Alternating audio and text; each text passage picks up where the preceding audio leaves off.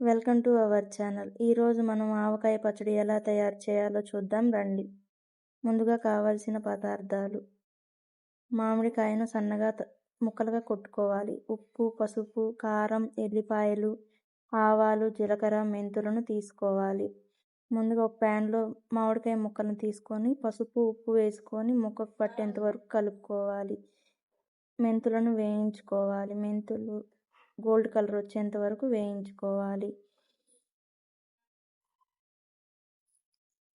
Gold colour వచ్చిన తర్వాత ఆవాలు, జీలకర్ర వేసుకొని 1 నిమిషం వేయించుకోవాలి. ముందుగా ఒక ప్యాన్లో ఆయిల్ వేసుకొని వేడి చేసుకోవాలి. ముందుగా మనం వేయించి పెట్టుకున్న దినుసులను మిక్సీలో వేసుకొని మెత్తగా పట్టుకోవాలి. పట్టుకున్న తర్వాత ముక్కలలో వేసుకొని ముక్కలకు పట్టేంత వరకు బాగా కలుపుకోవాలి.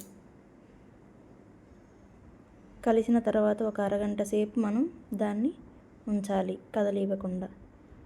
తర్వాత ఎల్లిపాయలను, కారాన్ని గ్రైండ్ చేసుకోవాలి మెత్తగా.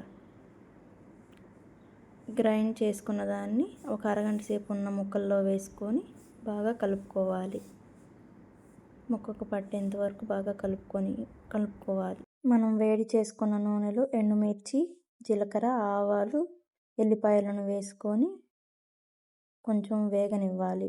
వేగిన తర్వాత చల్లారనిచ్చి ఆయిల్ని మనం పెట్టుకున్న ఆవకాయ పచ్చళ్ళలో బాగా కలుపుకోవాలి. ఎక్కువ రోజులు ఉండాలంటే నూనెను బాగా ఎక్కువగా వేసుకోవాలి.